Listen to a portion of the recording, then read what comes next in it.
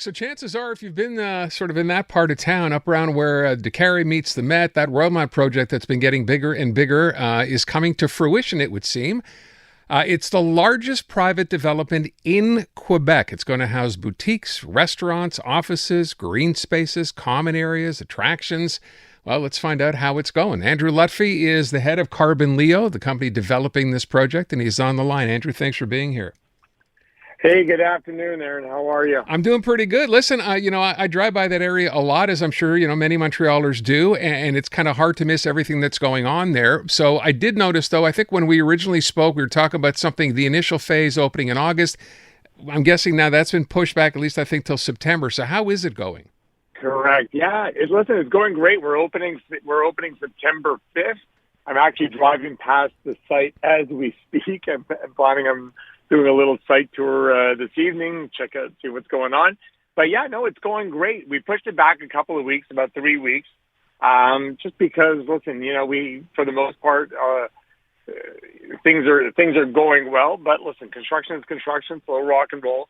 We had about 20 tenants, maybe even 23 tenants that are a little bit delayed, needed that extra week. And we said, you know what, let's open on the right foot. And so we pushed it back a couple of weeks. But listen, it's great. So all good. What can people expect in phase one? Because I know there are multiple phases to this project. What's the first part? Yeah, so phase one, phase one is by far the biggest phase. I mean, that's phase is probably about 3.5 million square feet of gross buildable. So it's huge. About 800,000 of net leasable. And, what can we expect? It's the most important phase of all the phases. So all the other ones will be ancillary and go on, I'm sure, for many, many. This first phase is really the heart, the brain, the lungs. So it's really the key pieces of the ecosystem. So you're going to have all the flagship retail. You're going to have lots of restaurants. Amazing art installation. And we'll be opening with I think about 50 art pieces. Of that, 15 are permanent. Super exciting. As a matter of fact, I'm actually staring at a Bikismo being installed right now on the side of the building facing the DeCarry interchange. So if any of you were wondering why the white building is white, well, often enough when we think about, paintings and art, we think about picture frames, and sometimes in the more contemporary world, they're either black or they're white. The building is white. It's the perfect frame for this contemporary art that's going up. So I'm actually watching a piece from Bikismo being installed, and this one here is really special. It's about a dozen individuals, and it's really all about love and inclusivity and in all its different forms. So, listen, there's a bit of everything. The whole project really radiates around a park. Park is a little over 2 acres. That will be 100% complete. There's an indoor portion, an outdoor portion, and aucun rapport, as we say in French, with when you look at the outside of the project, let's say once you kind of come within, il y a aucun rapport. And the good thing is, looking at the outside, you kind of manage your expectations, and the bar is kind of low. But let me tell you, I think when you come inside, you'll be blown away. So let me cover some of the stuff in here, because I know when we originally spoke, talking about what the site is going to be, this is supposed to be a 100% walkable site end to end, right? That's the original idea? And it stands. It's 100% pedestrian. That's a key foundational pillar. No conflict between man and machine, and all future phases. So there'll be another 19 phases. All future phases will be 100% pedestrian. Okay. And then I would want to ask, because I know for people who maybe don't know the area, you're sort of bordering, you will be when this is done, on the Hippodrome site. We've talked about that before. The city, for all the promises that have been made, doesn't seem much is happening there at all. Has there been any contact between you and the city in terms of the development of that site right next to you? No. Yeah, so we're just north of the Hippodrome site. We're probably maybe half a kilometer or a kilometer north of the site. No, there's been no contact and no communication, and I guess that's okay. I don't know where they're at in their development, but no, we have not been contacted. Do you have any support from the city as far as your development is concerned? You know what? I'm pleased to report that we actually have a tremendous support, even from the city of Montreal. And I know it was a bit rock and roll at the beginning. Then you go back, 2018, 2019. But listen, if you look at, I'm sure most people have seen now the Sky Bridge crossing Décarie. I mean, this is unprecedented that a private structure is spanning a federal highway, a provincial highway. It leaves, where it connects into into Royalmount is in Tanimont Royal, but where it lands on the other side, on the east side of Décarie, is actually the city of Montreal. Right. So the city of Montreal did have to go to bat to support, and as did the MTQ, provincial government, and everyone else. Everyone had to go to bat, including the city of Montreal, to get it to land where it is and to provide all the permits and needed to be able to erect this. This is unprecedented. I don't even know if this exists. It certainly doesn't exist anywhere else in Quebec, so there's no jurisprudence, legally, but it doesn't even exist in Canada. So everyone really had to be rowing in the right direction, and City of Montreal was there supporting us in it. And listen, it makes sense. It ties into public mobility. Green mobility. The metro runs on hydroelectricity, so it's green mobility. So it would make sense that they would support us through this endeavor. So are you at all concerned? We talked about this just yesterday, I think, the idea that the city of Montreal has kind of dropped the ball as far as Cavendish, because obviously that would be beneficial, I would guess, for you as well if Cavendish was opened as a north-south thoroughfare. Any involvement in that? Well, listen, I mean, it's Cavendish. I was born and raised in GMR. I know the area there very well, obviously with Royalmount and whatnot.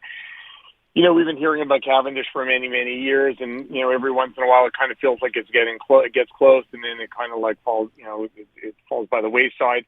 Listen, ultimately, what you're going to end up needing is you're going to need the city of Montreal. And, let's say Valerie Plante, but you're going to need the city of Montreal to be big advocates of that connection. And I think if that were to happen, then you'd see the province of Quebec, step in and come to support it in their own way. Until you have strong advocacy from the city of Montreal, it's unlikely that Quebec is going to create a conflict around this, especially where they don't, this current government doesn't have any support on the island of Montreal, or at least in this area. They're certainly not going to, they're not going to go against Valerie. So listen, that's unfortunately, that's kind of like what you need. And, it seems like it's a bit of it seems like it's far away. You're basically saying don't hold your breath. Don't hold your breath. Okay. Absolutely not. And listen, from our standpoint, when we did the underwriting for the project, listen, there hadn't been a connection 40 years or 50 years, or hadn't ever been a connection. And we certainly didn't, envision one in our, in our underwriting. Yeah. So for us, it's a moot point. And listen, we got past that. We connected ourselves into the metro. And I know a lot of people have a hard time thinking and, that, hey, you're going to go to Louis Vuitton or you're going to go to Restoration Hardware and you're going to take the metro. Well, listen, you know what? Gen Z don't have cars, and, you think about international students, they're all, an easy metro ride away. So, yeah, they may be coming by metro, and, yeah. That's how we got around it. We did our part. Yeah, and I get that. I know the last time we spoke, a lot of people probably wonder who's taking a metro to go buy, a bag at a Louis Vuitton store for a couple of $1,000. But you're right. I mean, those Gen Zers now who take Uber and decide they don't need to own cars because they can get around. I know you've done your homework on that, Andrew, so I'm not surprised by that. We're 14 minutes away from, the World Trade Center and 16 minutes away from Mille Gauchetière and, 10 minutes away from the Super Hospital. So, I would think that we will not only have Gen Z customers, but we'll have all kinds of customers coming. We got to wrap up, so let me just ask you one last thing. With respect to access, sure. And I know we mentioned on our news that the city is going to be closing the Côte de Liesse 520 anyway, and that's to affect Royalmount. There's some work to be done there. How are people going to access the center if you're coming by car? From which way? Listen, we're spending probably $20 million on road infrastructure on our own dime, using even our own land, contributing our own land to ease up circulation around the site. So including off of Côte de Liesse, it kind of really gets all bottlenecked around there. We're adding 2 or 3 lanes of circulation, dedicated lanes for trucks and so on and so forth. suffice it to say, if you're coming up to Cary, you're going to get off at Jean Talon, and we'll probably get the exit renamed to Jean Talon Royalmount from Jean Talon de la Savane, and drive on the service road, turn left on Royalmount, slip in. If you're coming in off the highways, whether the 40 or the 15, you'll come in from Côte-de-Liesse. It'll all be super well indicated. All right. Listen, I wish you all the best. This is a major project, and one of the biggest. Never mind Quebec. This is one of the biggest in the country, I think. Is it not? It is the biggest. It's the biggest private in the country. Wow. By the way, when is the Taylor Swift opening concert for the project? Have you booked that? Or? I thought that was the business case around the Big O. I don't know. I wouldn't want to upstage them. Oh, okay. Well, that's a fair answer then. Okay. You are Okay. are you planning one like major opening event though? I mean, seriously, is there something like under your hat that you're not telling us about? No, nothing. Okay. No, nothing major. And listen, and just to manage expectations, like what we're doing is so world class. We have we have international tenants and brands and whatnot that are affiliating. It's not the easiest thing to bring them, and you're staring at a parking lot. And you tell them what this is the field of dreams that we're going to be doing. Sometimes it takes like a couple of visits, and it takes some time to get them to buy in. Eventually, they buy in. So you're going to wind up, despite the fact that we're like 93 or 95% leased, so we're really, really well leased. We're probably opening up with about 50% of the stores, and as every month goes by, there'll be like another 10% that's going to be coming online. Okay. So we're not saying, hey, this is the big bang grand opening, whatever. All we're saying is, listen, we're open. A lot of stuff is 100%. Some stuff is 50%.